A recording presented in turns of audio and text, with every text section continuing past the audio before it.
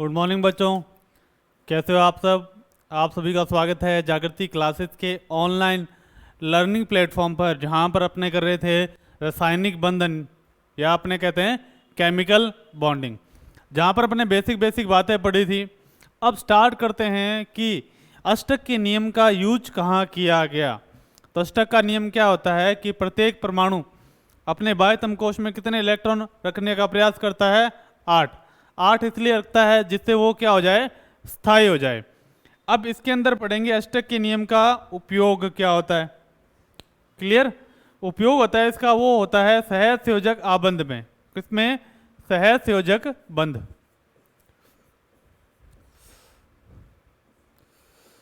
सहज संयोजक बंध काफी इजी सा कॉन्सेप्ट है। तो इस कॉन्सेप्ट में क्या होता है कि जब कोई बंध में इलेक्ट्रॉन आपस में परमाणु जब लिखते हैं इसमें इस प्रकार का बंध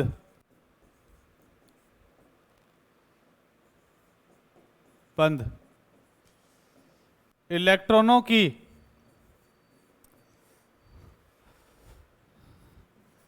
आपसी साझेदारी से बनता है। किससे बनता है? आपसी साझेदारी से बनता है। मान लो कोई भी अपने पास एक परमाणु दूसरा है और एक परमाणु ये ए और बी, दोनों आपस में क्या करें? इलेक्ट्रॉनों की साझेदारी करें। तो इस प्रकार से जो बंध बनता है उसे क्या बोला जाता है? सहज संयोजक बंध। मान लो कोई दो व्यक्ति हैं और दोनों ने क्या है, बराबर अमाउंट में क्या पैसे लगाए। एक ने 100 रुपये, दूसरे ने 100 रुपये लगाए, तो दोनों के रुपए हो गए 200। तो 200 रुपये पर दोनों का बराबर हक है। ठीक है, इसे कहते हैं साझेदारी। और इस प्रकार से जो बंध बनता है उन्हें क्या बोलते हैं? सहज संयोजक बंध। इसमें लिखा जाता है, इसमें अष्टक के नियम का पालन होता है। ध्यान रखना है, नियम का पालन होता है, बहुत ही इंपॉर्टेंट बात है। होता क्लियर? अब इसके कुछ एग्जाम्पल कर लेते हैं। एग्जाम्पल ऐसे कि अगर अपने पास एक एक इलेक्ट्रॉन की साझेदारी होती है तो क्या बनता है? एकल बंध बनता है। तो लिखते हैं, यदि एक एक इलेक्ट्रॉन की साझेदारी हो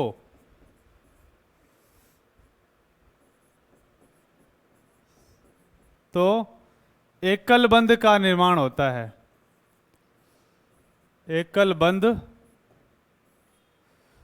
का निर्माण होता है।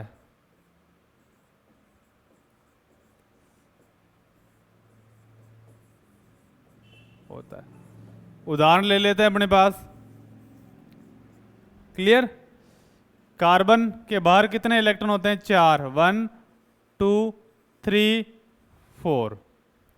ठीक है, जब ये अपने एक इलेक्ट्रॉन की साझेदारी करेगा हाइड्रोजन के साथ, ठीक है, तो क्या बनता है? एकल बंध बनता है। जब एक एक इलेक्ट्रॉन की साझेदारी से कोई बंध बनता है तो उसे क्या बोला जाता है? एकल बंध। एकल सहज संयोजक बंध।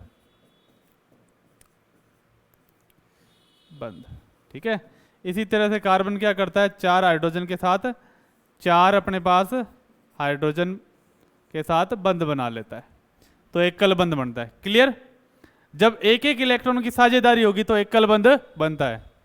अब देखते हैं इसके इलेक्ट्रॉन, दूसरा एग्जांपल। यदि दो इलेक्ट्रॉन की साझेदारी हो, यदि दो इलेक्ट्रॉन की साझेदारी हो तो द्विबंध बनता है, डबल बॉन्ड।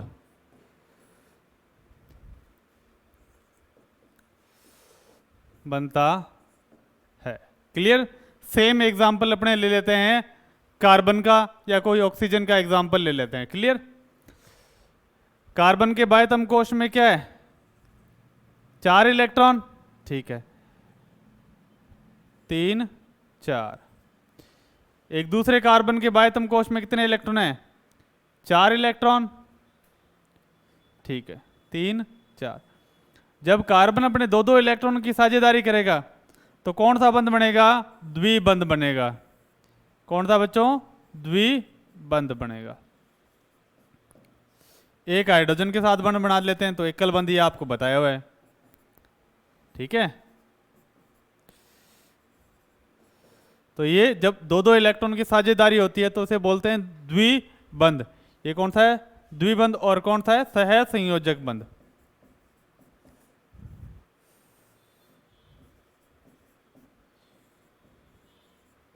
बंध। अब तीसरा एग्जांपल, जब 3-3 इलेक्ट्रॉन की साझेदारी हो तो त्रिबंध का निर्माण होता है।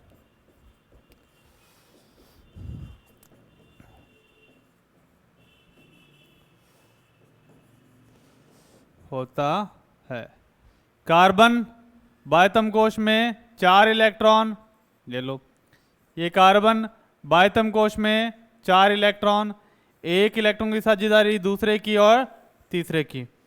जब 3-3 इलेक्ट्रॉन की साझेदारी होती है इसे क्या बोला जाता है अपने पास, त्रिबंध। त्रिबंध, ट्रिपल बॉन्ड। ये कौन सा है, सहसंयोजक बंध। क्लियर। और एक हाइड्रोजन यहां, एक हाइड्रोजन अपने पास यहां। क्लियर। अब कुछ एग्जाम्पल करते हैं आपको पहचानने, किसमें डबल है किसमें ट्रिपल है, कितने इलेक्ट्रॉन की साझेदारी हो रही है। ये अपने पास N2 है, ये अपने पास एक उदाहरण है O2 है। क्लियर। ये अपने पास एक उदाहरण है F2 है। फ्लोरीन के बाह्यतम कोश में कितने इलेक्ट्रॉन होते हैं, आप सभी को पता है 7 इलेक्ट्रॉन होते हैं, 7 इलेक्ट्रॉन। अब इसको 8 इलेक्ट्रॉन अष्टक पूरा करने के लिए कितने इलेक्ट्रॉन चाहिए, 2 2 4 2 6 और 7 है, एक चाहिए। तो ये दूसरे फ्लोरीन के साथ क्या करेगा, एकल बंध की साझेदारी कर लेगा। अब इन दोनों इलेक्ट्रॉन पर दोनों का हक है, तो इलेक्ट्रॉन कितने हो गए, 2 2 4 2 6 और 2 8। इसके पास 8 इलेक्ट्रॉन हो गए, इसके पास भी 8 इलेक्ट्रॉन हो गए। तो ऐसा बंध कौन सा होता है, एकल बंध। सिंपल। अब ऑक्सीजन, ऑक्सीजन के बाहर कितने इलेक्ट्रॉन होते हैं बच्चों, 6 इलेक्ट्रॉन होते हैं। बाह्यतम कोश में 6 इलेक्ट्रॉन, जो लास्ट अपने क्लास में पढ़ चुके हैं। इस ऑक्सीजन के बाह्यतम कोश में कितने इलेक्ट्रॉन है, 6। ऑक्सीजन चाहे कैसा भी हो, बाह्यतम कोश में इलेक्ट्रॉन 6 होते हैं।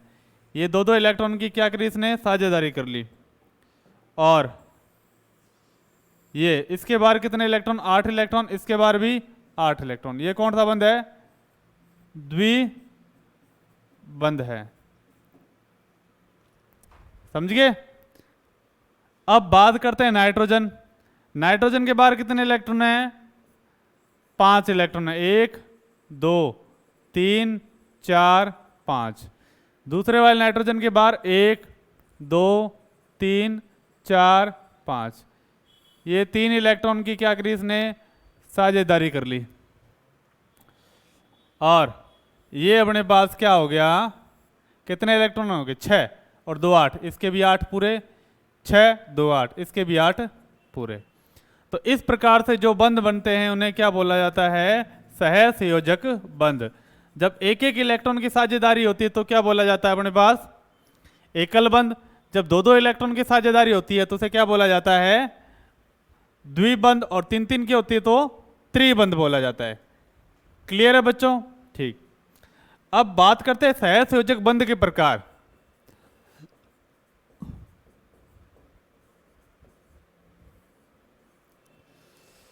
बंध के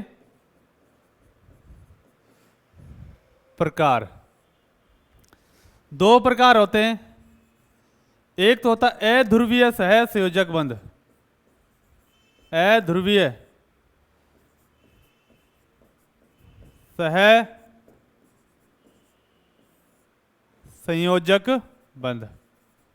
अध्रुवीय सह संयोजक बंध वो होता है जिसमें समान प्रकार के अणु बंध बनाते हैं। कौन से? समान प्रकार के अणु, समान प्रकार के परमाणु, सॉरी, के परमाणुओं में बनने वाला बंध क्या कहलाता है? अध्रुवीय सह संयोजक बंध कहलाता है। या लिख सकते हैं समान विद्युत ऋणता वाले, समान विद्युत ऋणता वाले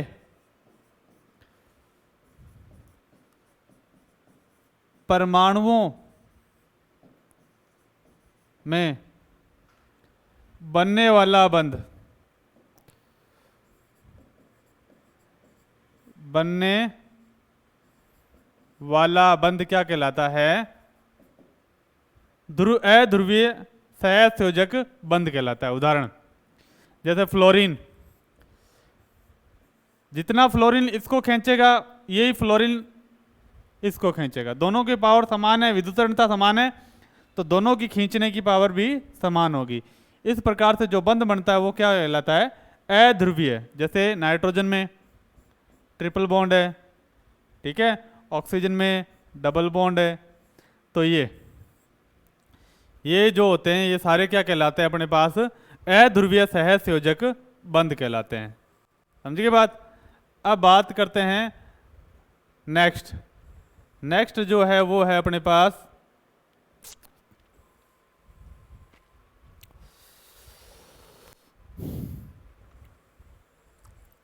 जिसे बोला जाता है ध्रुवीय सह संयोजक बंध। संयोजक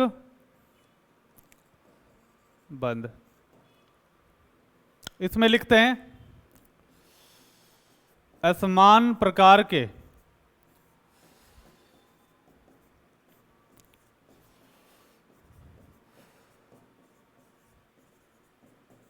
परमाणुओं में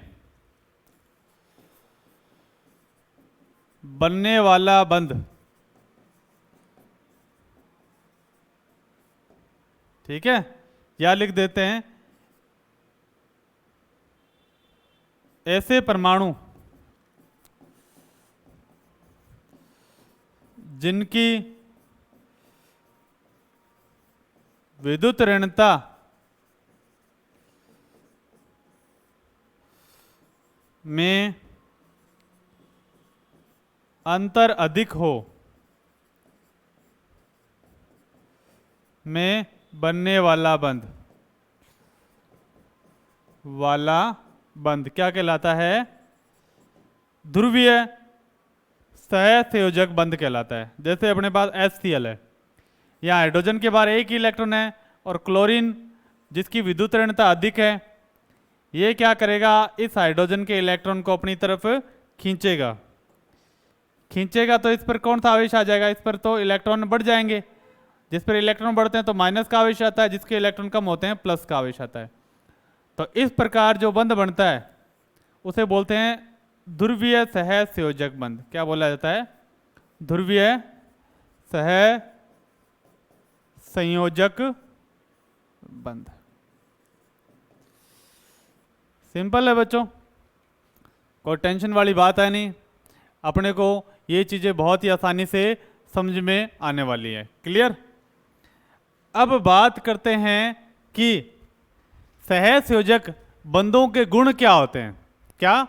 सह संयोजक बंधों के गुण। सह संयोजक बंध के गुण, यानी ये गुण किसमें पाए जाएंगे? जो सह संयोजक बंध से बंधित यौगिक होंगे उनमें भी पाए जाएंगे। पहली बात तो ये होते हैं कि सह संयोजक बंध होते हैं बहुत ही कमजोर। कमजोर होगा इसका मतलब थोड़ा सा ताप दिया तो टूट जाएंगे। टूटते ही मतलब इनके गलनांक और क्वथनांक क्या होते हैं? कम होते हैं। क्लियर? तो मैं पहला गुण लिख देता हूं, सहसंयोजक बंध दुर्बल होता है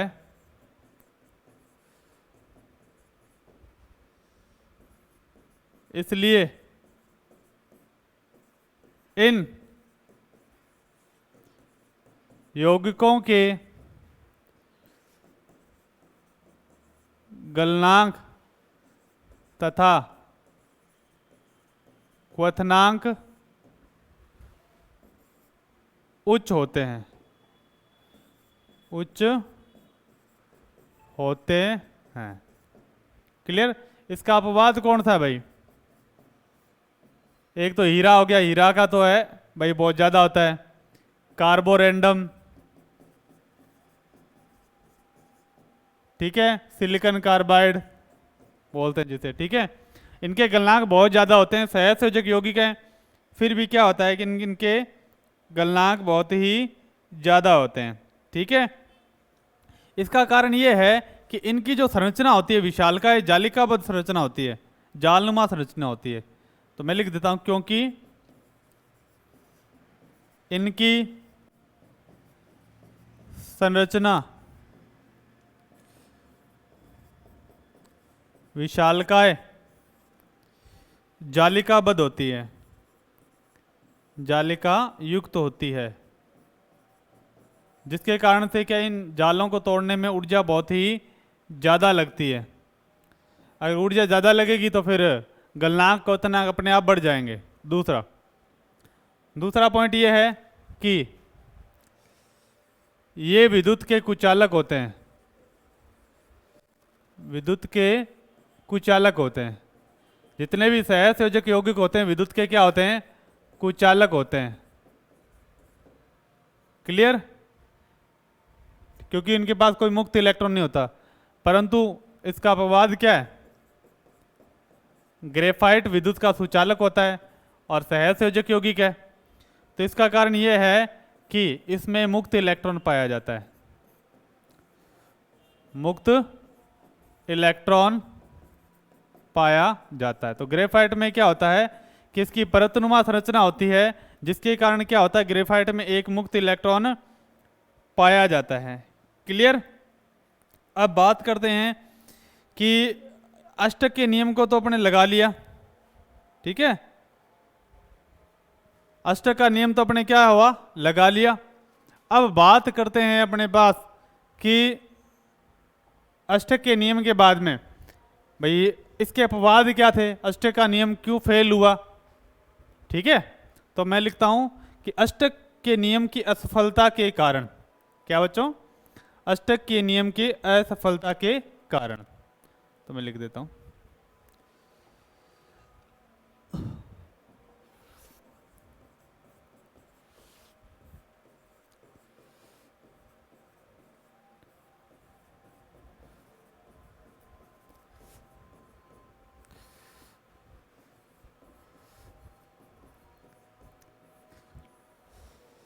भाई अष्टक का नियम फेल होने के क्या कारण थे?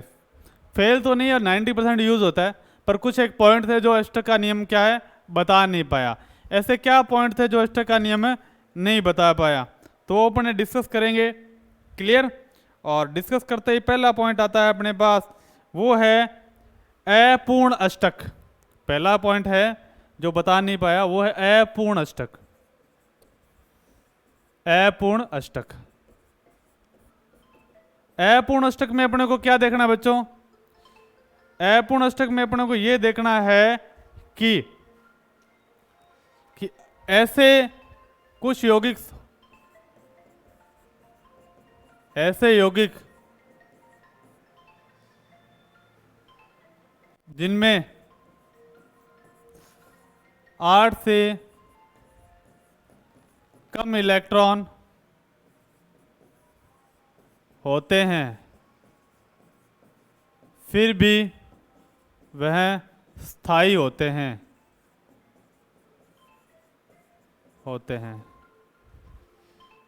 ये अष्टक का नियम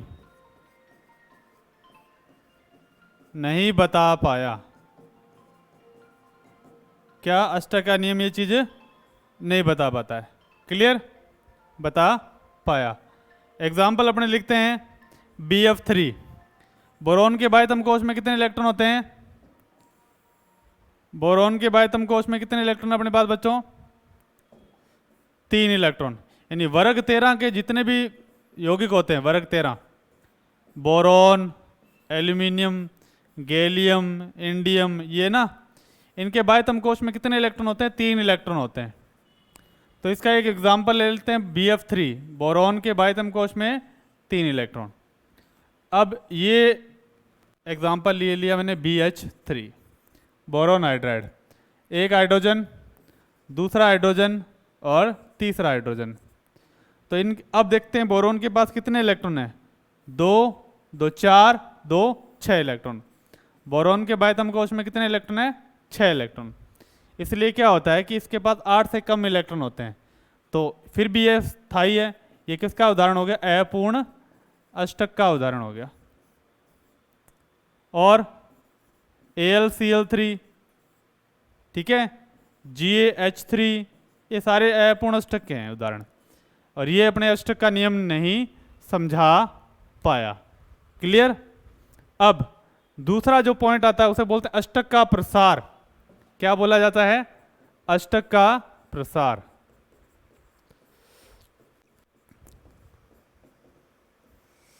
ऐसे यौगिक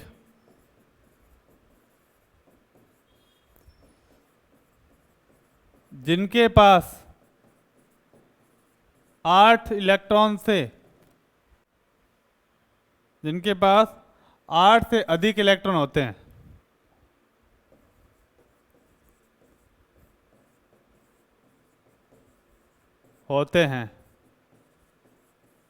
फिर भी वह स्थायी होते हैं। ये कौन नहीं बताया? अष्टक का नियम नहीं बता पाया। उदाहरण PCl5। फास्फोरस के बाहर कितने इलेक्ट्रॉन? 5। एक क्लोरीन, दूसरा क्लोरीन, तीसरा क्लोरीन, चौथा क्लोरीन, पांचवा क्लोरीन। क्लियर। क्लोरीन के बाहर कितने होते हैं? 7 इलेक्ट्रॉन होते हैं। 2,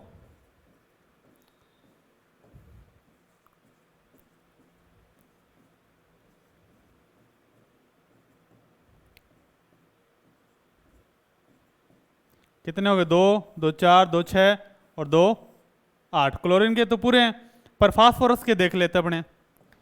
2, 2 4, 2 6, 2 8, 10 इलेक्ट्रॉन। तो फास्फोरस के बाह्यतम कोश में कितने इलेक्ट्रॉन हैं? 10 इलेक्ट्रॉन। क्लियर। तो ये क्या है?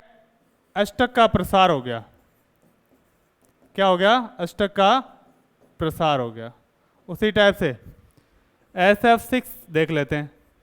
सल्फर के बाह्यतम कोश में कितने इलेक्ट्रॉन? 6 इलेक्ट्रॉन। 2, 3, 4, 5, 6। 1, 2, 3, 4, 5, 6। फ्लोरीन,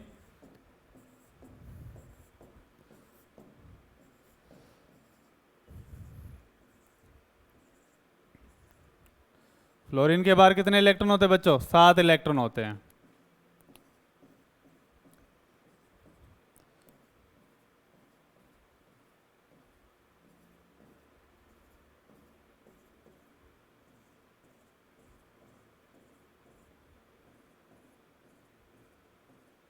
अब देख लेते हैं। फ्लोरीन के बाहर 2, 2 4, 2 6 और 2 8 इलेक्ट्रॉन पूरे फ्लोरीन के सभी के। अब सल्फर के देख लेते हैं। सल्फर कितने हैं? 2, 2 4, 2 6, 2 8, 2 10, 2 12। यानी कितने इलेक्ट्रॉन है सल्फर के पास? 12 इलेक्ट्रॉन। तो क्या हो गया? अष्टक का प्रसार हो गया। तो इस तरह से क्या होता है कि अष्टक के ये 2 महत्वपूर्ण क्या होते हैं? पॉइंट होते हैं, जिसके बारे में क्या नहीं बता पाता, अष्टक का नियम बता नहीं पाता। इसलिए क्या होता है? अष्टक का नियम क्या होता है? फेल हो जाता है कई जगह पर। क्लियर। इस तरह से क्या होता है कि अष्टक का नियम वैसे बहुत यूज में आता है, पर इन 2 कमियों के कारण ये अपने अलग से पढ़ा जाता है, अलग से लेवल पे। ठीक है। तो अब आगे क्या करेंगे? अपने छोटी मोटी अपनी बातें करते हुए नेक्स्ट टॉपिक आयनिक बॉन्ड वगैरह, मेटलिक बॉन्ड वगैरह वो चालू करेंगे और इस चैप्टर को आगे अपने लेके जाएंगे। तो लगातार जुड़े रहिए अपने जागृति क्लासेस के ऑनलाइन लर्निंग प्लेटफॉर्म पर, जहां अपने रेगुलर स्टडी जारी रखेंगे। Thank you, bye.